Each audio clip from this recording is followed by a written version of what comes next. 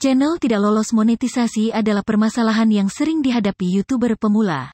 Kebanyakan disebabkan karena tidak memahami peraturan YouTube, mana yang boleh, dan mana yang tidak boleh dilakukan saat membuat konten di channelnya. Pada video ini, akan kami jelaskan peraturan YouTube terbaru, apa saja peraturan yang paling banyak menyebabkan gagal monetisasi, sehingga bisa menghindarinya.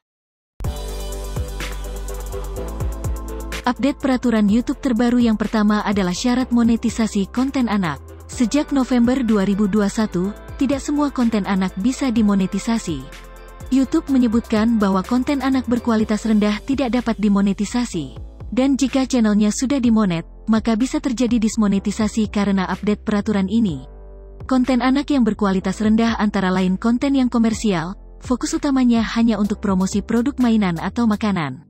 Konten yang mendorong perilaku atau sikap negatif, aktivitas berbahaya, pemborosan, penindasan, ketidakjujuran, prank yang berbahaya, kebiasaan makan yang tidak sehat, dan lain-lain. Konten edukasi yang menipu, yaitu konten yang judul atau thumbnailnya mengklaim memiliki nilai edukasi, tetapi sebenarnya tidak. Misalnya judul atau thumbnail tentang mempelajari warna, atau mempelajari angka, tetapi isinya tidak sesuai. Konten menghambat pemahaman, yaitu konten yang kurang terkonsep, tidak memiliki narasi yang padu, dan tidak dapat dipahami. Konten menyesatkan, yaitu konten yang tidak benar, berlebihan, aneh, dan dapat membingungkan penonton anak-anak. Dan terakhir, penggunaan karakter anak-anak secara aneh, yaitu konten yang menampilkan karakter anak-anak populer dalam situasi yang tidak pantas. Misalnya konten Spider-Man mencuci baju, dan lain-lain. Update peraturan YouTube terbaru yang kedua adalah segmen video otomatis. Segmen video memungkinkan penonton melompat ke bagian tertentu pada video. Jika di deskripsi video terdapat keterangan segmen seperti ini, jika kita klik maka bisa langsung lompat ke menit segmen tersebut tanpa harus nonton segmen sebelumnya. Fitur ini bisa diaktifkan secara manual dengan menuliskan menit, titik 2, detik, lalu keterangan segmennya di kolom deskripsi. Sekarang, fitur ini juga bisa kita aktifkan secara otomatis. Caranya, buka browser Chrome di HP. Ketik studio.youtube.com.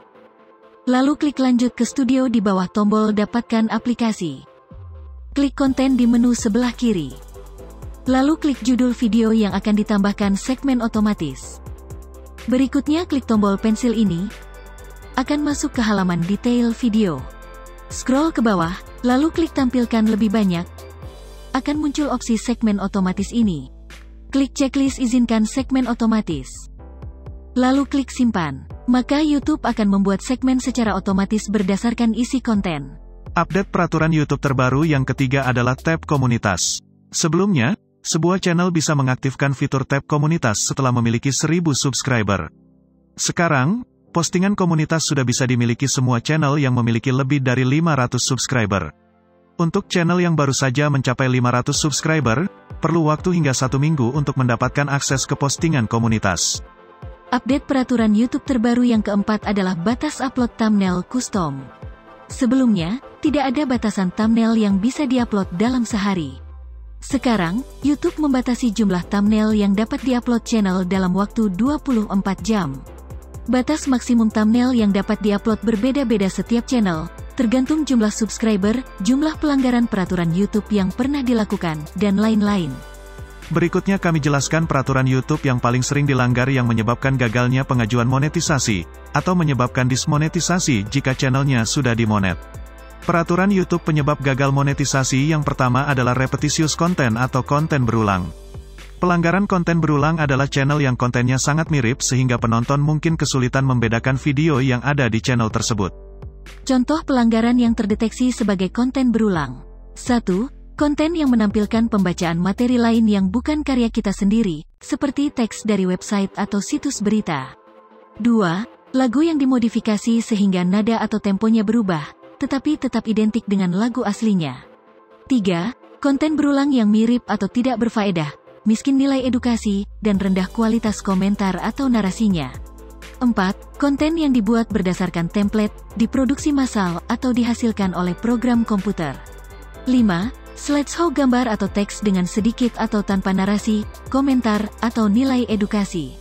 Peraturan YouTube penyebab gagal monetisasi yang kedua adalah reuse konten atau konten yang digunakan ulang. yaitu channel yang melakukan reupload konten dari channel lain tanpa menambahkan komentar baru atau nilai edukasi yang signifikan. Peraturan ini berlaku meskipun jika kita telah mendapatkan izin dari kreator aslinya. Contoh pelanggaran yang terdeteksi sebagai konten yang digunakan ulang. 1. Klip yang menampilkan berbagai momen dari acara favorit yang diedit menjadi satu dengan sedikit atau tanpa narasi. 2. Video singkat yang kita kompilasi dari situs media sosial lain, seperti Facebook, Instagram, atau TikTok. 3. Koleksi lagu dari beragam artis, meskipun kita telah mendapatkan izin dari mereka. 4. Konten reupload dari video channel lain.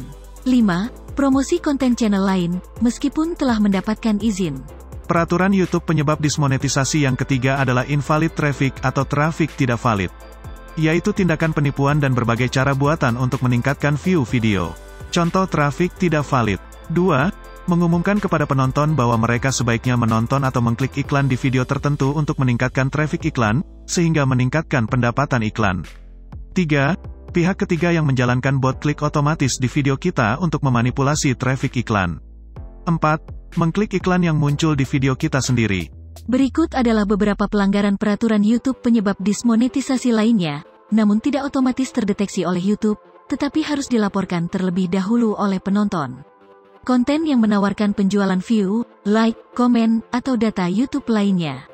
Termasuk juga menawarkan diri subscribe ke channel kreator lain semata-mata agar mereka subscribe balik ke channel kita, yang juga disebut sebagai konten sub for sub. Konten yang menautkan atau mempromosikan layanan pihak ketiga yang dapat meningkatkan jumlah view, like, dan subscriber. Atau konten yang menampilkan kreator yang membeli view dari pihak ketiga dengan tujuan untuk mempromosikan layanan tersebut. Pelanggaran terhadap peraturan ini, jika baru pertama kali melakukan, maka konten akan dihapus oleh YouTube. Jika melakukan pelanggaran yang kedua, maka konten dihapus oleh YouTube dan channel mendapatkan teguran yang pertama. Dan jika channel mendapatkan 3 kali teguran dalam waktu 90 hari, maka channel akan dihapus oleh YouTube.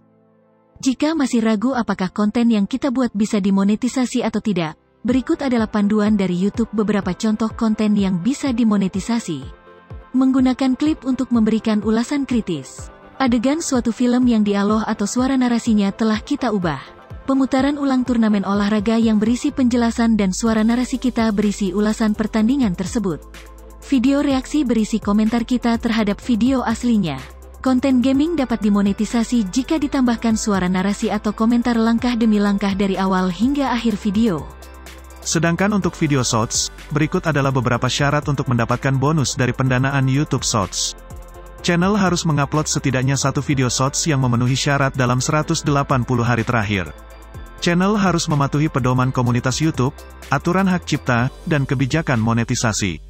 Channel dilarang mengupload video dengan watermark atau logo dari platform media sosial pihak ketiga seperti TikTok, video tidak asli seperti klip yang tidak diedit dari film atau acara TV, atau video yang diupload ulang dari channel kreator lain. Setelah memahami peraturan YouTube, maka langkah selanjutnya bagi YouTuber pemula adalah mencari ide konten yang akan menjadi fokus tema channelnya. Jika ingin mengetahui rekomendasi ide konten yang berpotensi mendatangkan banyak view dan persaingannya masih sedikit, klik dan ikuti panduannya pada video ini.